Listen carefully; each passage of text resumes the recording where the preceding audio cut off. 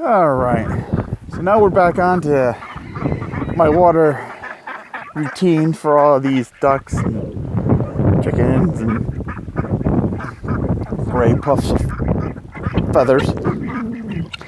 So they got a horse trough here, and I kind of just messing around made them a little tiny pond, so the ducks could get in there and clean themselves off without having to be inside the trough all the time. But this side, it gets the water in from the water well. I stick it in here so it'll blow out all the sediment and duck poop and everything like that that's left in here. It does a decent job. I don't know if you can see down in there, but it keeps the water nice and clear. It flushes everything out. I just keep the hose running inside there.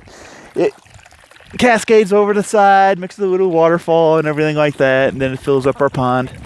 Our pond gets nice clean water because I do the same thing with it. It flushes all those sediments out, so we're not just getting a nasty cesspool here every single day. And all of this will eventually be flushed out over here into, as you can see the water going down, it just flows down into the grass, and all those nutrients and nastiness and dead bugs and everything like that, they just flow out too, and we have nice clean water in here that's not mucky and gross.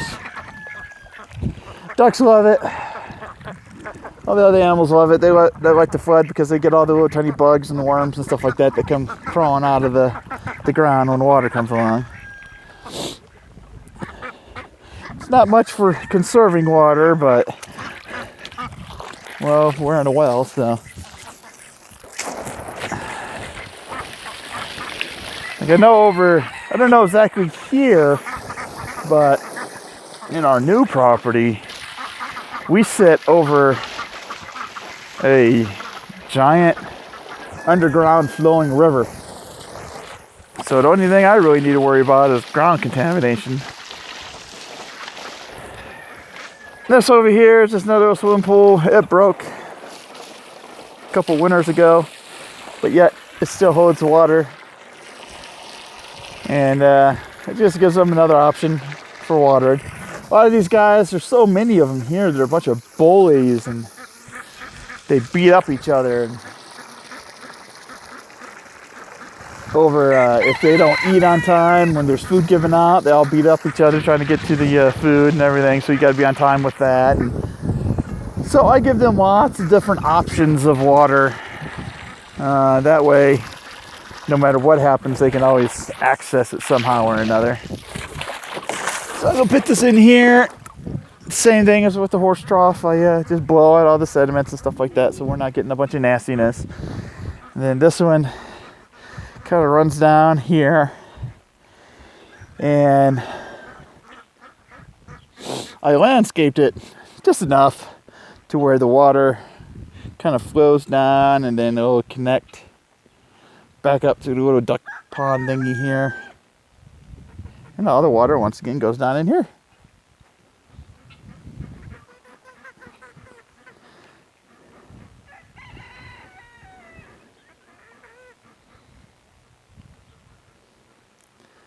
So that's one part of the water. Now let's follow the house water, and I'll show you what I have to do with this one. The house water, I don't like using this one because it's hooked directly up to the water softener and the water filter and all that good stuff, and it's just a waste because it puts more of a burden onto the house system. I'd much rather have an outside faucet or something like that to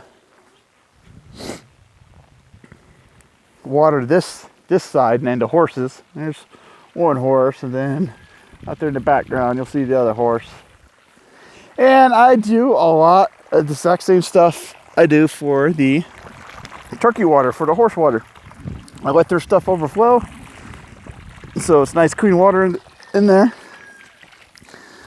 So for this one hasn't been fleshed out for some time, and you can see there's plenty of algae and dirt and debris all that good stuff in there. But I'll let that run in there for a few minutes and it'll flush all that crap out. You'll notice that there's a bunch of bricks and other objects inside this horse trough. Well, I do that for all the horse troughs. The other one that I have watering the chickens, I got basically the same setup in there. That is to prevent chicken suicide. The chickens, when they're young, they're flapping around doing whatever they want. They can get in, but once they get all wet and everything like that, depending on the water level, they can't get out.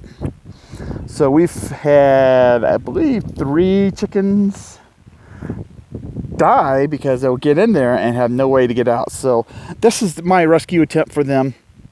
Is I got a little ladder in there, so no matter how small, it can be a little tiny chick or whatever. I get a brick, then 2 bricks, then a cinder block, and then another brick. It's all just big steps so they can get out. So I don't want them dying.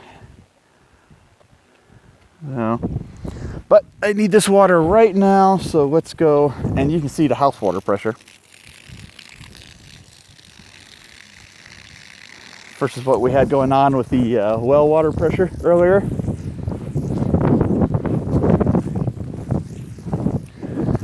So I'm gonna go over here and flush out the chickens' water, give them the water, check on them, see what's going on, make sure everyone's happy. Big old trash pile. Yeah, I call this the tetanus zone. There's rusty nails, just yard debris. I don't know what this used to be. It was something that used to be that big white thing in the background that used to be a jacuzzi. So, yeah. But it's a big giant trash pile that's dangerous.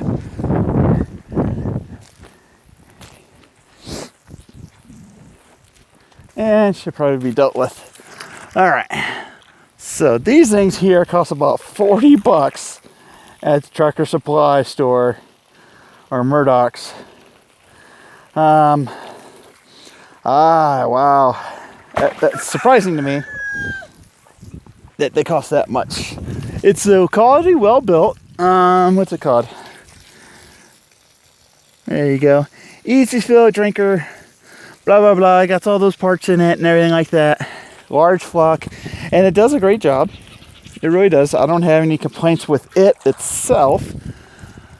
I just got to rinse these off so you get fresh water to the chickens. It's always nice to rinse everything off real quick because they're gross. They poop on everything. They kick dirt into it. So you gotta rinse these things off so they don't get sick. All right, this thing's kind of complicated, but inside here is a little adjuster knob. I don't know what this red thing is, but you gotta make sure that thing's tight or all your water just leaks right on out. But yeah, this thing costs $40.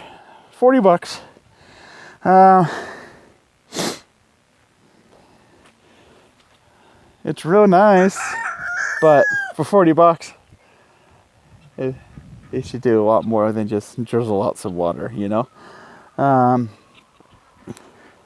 So there's other projects out there that I see to do the exact same thing for about maybe $6, you know? A 5-gallon bucket in a pan, drilling a couple holes in it, do about the exact same thing as this. So that'll be one of my projects. When we get over to the property, we'll develop feeding and watering systems so we don't have to be out here wasting 30, 40 minutes watering animals. So inside over here is a really expensive chicken coop. So the property owners here, they decided that this is what their best option to do for a chicken house. And so they purchased this, I believe it was from Lowe's. But these things are highly, highly engineered to ensure that the company spent as less money on the wood products as possible to produce this but yet keep the selling price nice and high. These things, oh gosh, I don't want to speculate on how much this is. You guys can all look that up, but it's just ridiculous for what it's being used for. This here will be our chicken mansion. However, when you spend a lot of money on your house, sometimes it's hard to find the money to spend on the furniture on the inside. So this is their chicken house. They attempted to get these things up here. I guess, I mean, they're sometimes you'll see a chicken in here laying an egg, but that's because they have really nowhere else to go. Like they can build a nest here in the corner. But yeah, this is it. This is what a very expensive chicken house is for. The wind just blew my door shut. Let me go